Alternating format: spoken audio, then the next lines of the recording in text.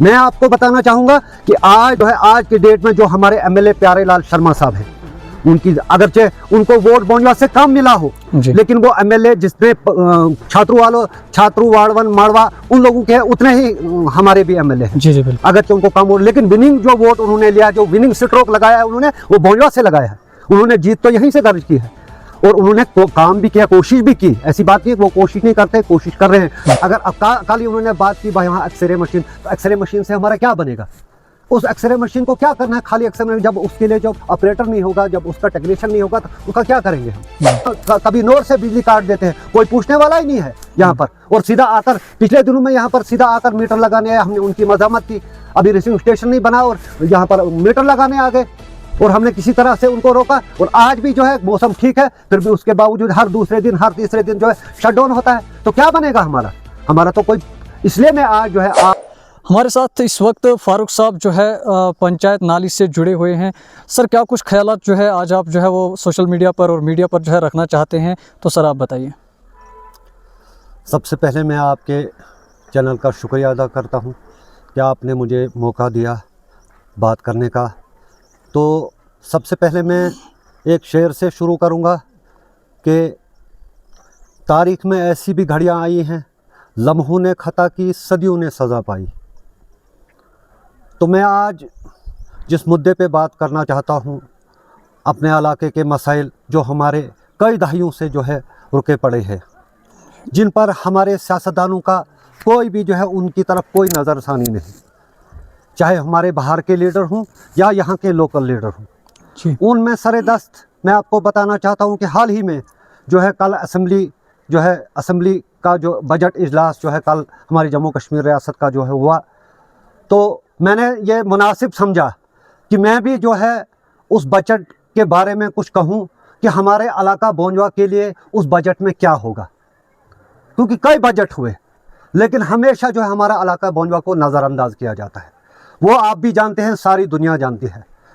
तो आज मैं कहूँगा, सबसे पहले मैं आपको ये बात कहूँगा कि हमारा ये जो हेल्थ सिस्टम है, मैं इस पर बात करना चाहूँगा कि 2008 में यहाँ पर हमारे साबका वज़ीर आला जनाब गुलाम नबी आज़ाद साहब यहाँ पर हायर सेकेंडरी में आए, तो उस वक़्त यहाँ पर उन्होंने ऐलान किया कि 10 बेडेड हस्पताल जो है मैं यहाँ पे इसी नाली में दूंगा और 10 बेडेड जो है पतनादी में दूंगा। लेकिन आज तक जो है वो हॉस्पिटल हमने नहीं देखा, और न ही कभी किसी वोटर ने या किसी आम आदमी ने कभी किसी से सवाल किया कि वो जो हमारा 10 बेडेड हॉस्पिटल है वो कहाँ गया। जी।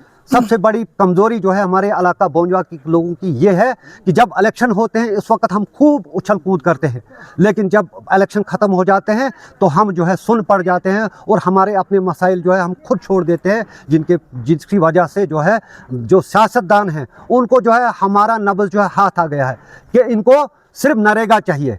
इसी ज़िम्मन में उसके बाद फिर उसी दौर में बताने लगे कि भाई हमारा 2014 में ही हमारी अफवाह हुई थी बोंजवा की भाई यहाँ हम कॉलेज देने जा रहे हैं। आज 2026 है और कॉलेज के बारे में उस वक़्त भी बताया कि भाई आपके पास जो यहाँ ज़मीन नहीं है। हमने ज़मीन के लिए भी कहा और हमारे पास आप देख रहे हैं यहाँ नीचे हमारे पास एकोमोडेशन की कोई कमी नहीं है।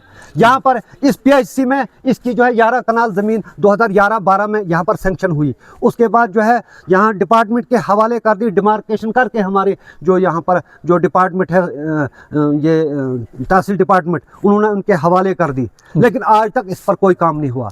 तो क्या लगता है फारूक साहब आपको कि ये किसकी जो है कमी रही है? क्या बोंजवा को इग्नोर किया गया है? आपको क्या लगता है? बिल्कुल इग्नोर किया है। जो भी सियासतदान यहाँ पर, जो भी यहाँ पर विधायक बने, जिन्होंने भी जिनकी जिम्मेदारी थी, उन्होंने अपनी जिम्मेदारी को समझा ही नहीं। उनको पता था कि भाई बोंजवा वालों को सिर्फ नरेगा चाहिए और आज भी उसी नरेगा के पीछे। अफसोस तो मुझे अपने बोंजवा इलाके के लोगों को, आम लोगों पर भी है कि भाई अगर लीडरों को आप देखोगे, लीडर तो अपनी जेबें भर रहे हैं, वो अपने घर बना रहे हैं, आपके बच्चों का कौन सोचेगा?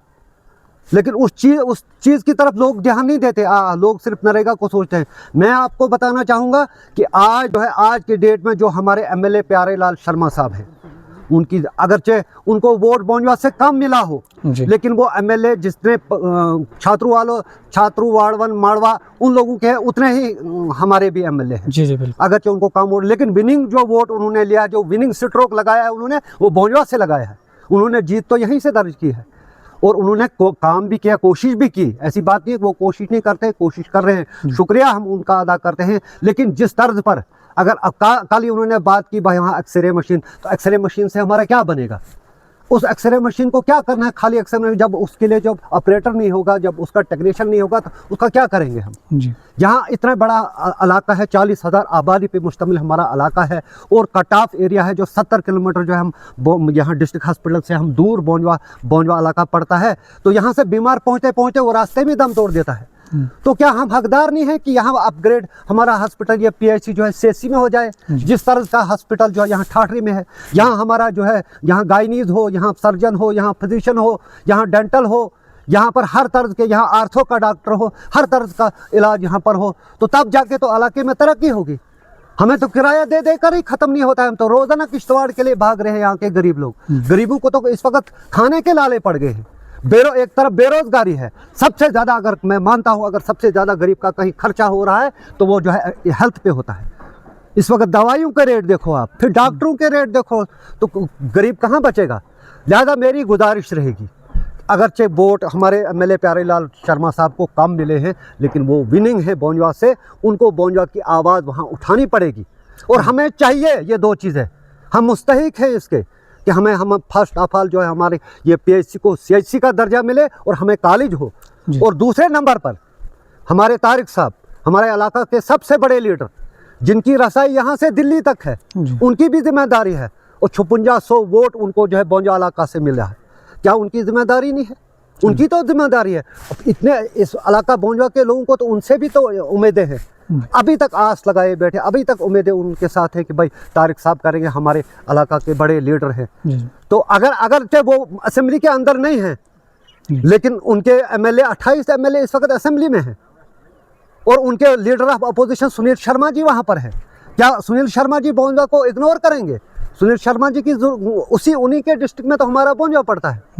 क्या हमारा बोंजवा इस लायक नहीं कि हमें पीएचसी को सीएचसी का दर्जा मिले या हमें कॉलेज हो इतने बड़े इलाके में? एक तरफ से अगर हम देखें तो कुछ सोशल एक्टिविस्ट या कुछ पॉलिटिकल लीडर्स जो है वो सामने आते हैं और उनका कहना यह है कि आज से पहले बोंजवा का नाम किसी ने असेंबली में नहीं लिया था, जबकि 18 साल या इससे पहले जो है जो एमएलए रहे पहले तो किसी कोई नाम नहीं लेता था।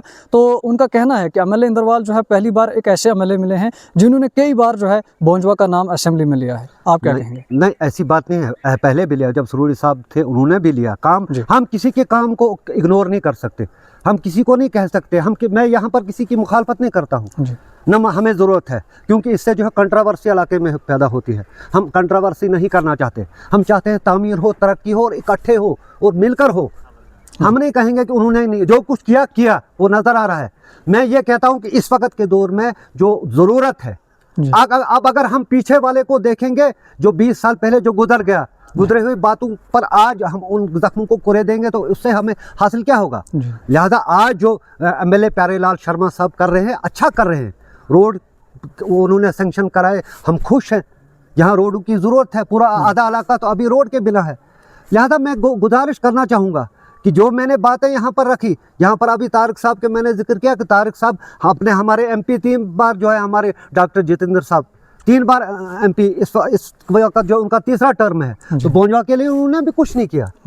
उनको आना चाहिए था, यहाँ कोई ऐलान करना चाहिए था, जिससे लोगों को लगता कि भाई हमारा कोई काम हुआ, हमारे वोट का कोई हिस्सा मिला हमें, लेकिन हमें कोई हिस्सा नहीं मिलता है।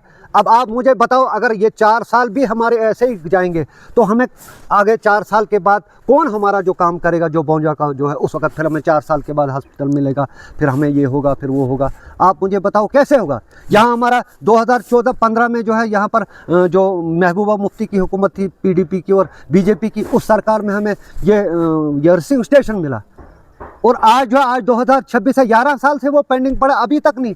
तो मुझे बताओ कौन उस पर काम कर रहा है? कोई नहीं करता है। यहाँ कुछ सोशल एक्टिविस्ट हैं, हमारे कुछ वर्कर हैं, कुछ नौजवान हैं, कुछ बेचारे उसमें हिस्सा ले रहे हैं, लेकिन अभी तक वो पेंडिंग है। तो कैसे होगा? इसीलिए जो मैं कहता हूँ, हमें किसी से कोई दोष नहीं है, हमें किसी के खिलाफ यहाँ बोलना नहीं है, लेकिन मैं ये कहूँगा जिसकी जो जिम्मेदारी है उस जिम्मेदारी को निभाए। मैं अपनी बात जो है उमर साहब तक भी अपनी बात रखना चाहता हूँ कि हमारा इलाका जो है इस वक्त जो है, हमारा यहाँ से अगर एमएलए नहीं है, इसका मतलब नहीं है कि अगर हमारे बोंजा का एमएलए नहीं है तो हमारा भी तो हक है, हम भी तो वोट देते हैं, हम भी तो इस रियासत का हिस्सा है। लिहाजा हमारा हक बनता है कि हम जो है अपनी लड़ाई लड़े। और हमें जो ज़रूरत है इस वक्त, हमारा एजुकेशन का सिस्टम जो है बिल्कुल जो ज़ीरो पर है इस वक्त, हमारे खस्ता हालत है। हमारे प्राइमरी जो सिस्टम है, जो मिडल सिस्टम है, बिल्कुल खस्ता हालत है, कुछ रहा ही नहीं है स्कूलों का। सारे लोग गरीब भी जो है अब जो है एकेडमी का रुख कर रहे हैं। स्कूलों की हालत आप देखो, आप हमारी बिजली की हालत जो है आज भी देखो, सुबह से जो है हमारी बिजली नहीं चल रही है। रात को जो है अचानक जो है वहाँ कभी नोर से बिजली काट देते हैं, कोई पूछने वाला ही नहीं है यहाँ पर। और सीधा आकर पिछले दिनों में यहाँ पर सीधा आकर मीटर लगाने आए, हमने उनकी मज़ामत की। अभी रिसीविंग स्टेशन नहीं बना और यहाँ पर मीटर लगाने आ गए और हमने किसी तरह से उनको रोका। और आज भी जो है मौसम ठीक है, फिर भी उसके बावजूद हर दूसरे दिन हर तीसरे दिन जो है शट डाउन होता है। तो क्या बनेगा हमारा तो कोई। इसलिए मैं आज जो है आपके चैनल के माध्यम से जो है मैं उन तक जो बात पहुंचाना चाहता हूं। मेरी गुजारिश रहेगी हाथ जोड़कर अपने इलाका बोंजवा की गरीब आवाम की तरफ से एमएलए प्यारेलाल शर्मा साहब को भी, और हमारे तारिक साहब जो हमारे लीडर हैं उनको भी, और हमारे एलओपी जो बीजेपी के हैं उनके डिस्ट्रिक्ट में ये बोंजवा पड़ता है, उन तक कि भाई हमारे इलाके का भी इसी बजट में जो बजट आपने पास किया है जम्मू कश्मीर का, इस बजट में हमारा किसी भी सूरत में जो है हमारे ये पीएचई जो है सीएचसी बने और हमारी जो है ये हायर सेकेंडरी बिनून जो है ये कॉलेज बने। सर बोंजवा रोड जो कि काफ़ी टाइम से आपने इसकी जो खस्ता हाल है वो आपने देखी होगी, किस तरीके की खस्ता हालत इस पर है। और साथ ही अगर नेटवर्क की बात करें, ये दो अहम मुद्दे जो हैं आज लोगों के सामने हैं, इन पर क्या कुछ कहेंगे आप? इरफान साहब, मैं आपको बताऊंगा, आप भी देखते होंगे तो हम इन चीज़ों पर जो है आए दिन जो है ये मुद्दे जो हम उठाते रहते हैं, लेकिन कोई सुनवाई नहीं। जहाँ इसका कसूर जो है डिस्ट्रिक्ट एडमिनिस्ट्रेशन है और डिपार्टमेंट भी नालायक है। और मैं कहता हूँ इसकी भी जो जिम्मेदारी जो है इस वक्त जो है जो हमारे एमएलए साहब की है कि वो जो है डंडा दे डिपार्टमेंट को। यहाँ पर एक जो ठेकेदार था उसने 1 साल यहाँ काम नहीं किया, स्लिपें नहीं उठाई, उसके बाद पता नहीं अब नया कोई ठेकेदार आया है, मशीनें नहीं लगाते हैं, यहाँ पर ड्रेनेज सिस्टम ख़राब है। और जिस ठेकेदार ने इसको लुक पर जो है ये सिर्फ 36 महीने के अंदर रोड कंप्लीट करके देना था, और आज 7 साल हो गए। हमारे सबका एमएलए उसमें ठेकेदार है, सुरूरी साहब के बेटे जो है ठेकेदार है, लेकिन उन्होंने काम नहीं किया। और 2 साल से हमारा रोड जो है उस पर कोई जो है उस पर एक पत्थर भी उन्होंने नहीं लगाया, खड्डे वैसे पड़े हैं। जितना टाइम हमें 2.5 घंटे पहले ठाठरी से लगता वही 2.5 घंटे आज हमें फिर नाली तक। पहले तो हमें जब शुरू में जब ये ब्लैक टॉप पतनादी तक हुआ था तो हमारा यहाँ नाली से 40 मिनट में हम ठाठरी में पहुँच जाते थे, और आज हमें फिर वही 2 घंटे लग रहे। तो सितम ज़रीफ़ी की बात ही है यही है कि हमारा कोई सुनता ही नहीं है। किसी डिपार्टमेंट को बोलो तो वो कहते हैं कि नहीं जी यहाँ पर जो है ये ब्लैकमेल करते हैं, यहाँ जी ये मीडिया में बोलते हैं। अरे भाई हमने किसी से कोई ज्यादती नहीं की, ऐसे किसी से कोई बदतमीजी नहीं की। आप हमारा ये सरूड़ इलाका देखो, आप हमारा सरूड़ इलाका छोटा सा इलाका है, बोंजवा के मुकाबले बहुत छोटा इलाका है। वहाँ देखो, वहाँ द्रावशाला में वहाँ सारे तहसील लेवल के जितने भी वहाँ ZDO भी है, वहाँ पर जो है सोशल वेलफेयर का दफ्तर भी है, वहाँ तमाम दफ्तर है। और वहाँ कभी तहसीलदार का कभी इशू नहीं बना, कभी वहाँ पर BDO का इशू नहीं, यहाँ BDO नहीं है, यहाँ तहसीलदार नहीं है, यहाँ वो नहीं है। हमारे तो यहाँ सारे इशू हैं बोंजवा में। जब भी यहाँ इशू, यहाँ कभी कोई इशू ख़त्म हुआ ही नहीं। और जो रोड का इशू है 25 साल से इशू है। यहाँ चिनेनी नासिर टनल 6 साल में कंप्लीट हुआ, और हमारा रोड जो है यहाँ पर दोनादी से लेकर यहाँ पतनादी तक जो है 25 साल हो गए। बहुत बड़ा अरसा होता है, आज ये चौथा हिस्सा, सदी का चौथा हिस्सा। और हम आज भी जो है हम देख रहे हैं, हम तरस रहे हैं कि भाई हमारा काम कब होगा, कब हमारे इलाके की तरक्की होगी, कब हमारा इलाका बढ़ेगा। तो कैसे होगा? लिहाजा मेरी आपकी मीडिया के ज़रिए से, आपके चैनल के ज़रिए से मेरी गुजारिश रहेगी जनाब हमारे एमएलए प्यारेलाल शर्मा साहब, हमारे तारिक साहब और CM उमर अब्दुल्ला साहब कि हमारे इलाका को इग्नोर ना करें। और जो भी इस वक्त डिस्ट्रिक्ट एडमिनिस्ट्रेशन है, उस डिस्ट्रिक्ट एडमिनिस्ट्रेशन तक भी ये बात मैं पहुंचाना चाहता हूं कि जो हमारा रिसीविंग स्टेशन का मसला है इसको फिल हल किया जाए। जो ज़िम्मेदार हैं उनके साथ बात करके जो है पोल लगाकर जो है हमारे रिसीविंग स्टेशन को रिस्टोर किया जाए। और दूसरे नंबर पर जो मेंटेनेंस का काम जो हमारे रोड पे है जो चल रहा है, उस मेंटेनेंस को ठीक करके जो है रोड को ठीक करके फ़िलहाल जो है जब तक मार्च आ जाएगा, क्योंकि आगे जो है बारिशें होंगी, फिर रोड की और ज़्यादा खस्ता हालत होगी अगर इस पर तवज्जो नहीं होगी। चलिए सर, बहुत बहुत शुक्रिया आपका वक्त देने के लिए।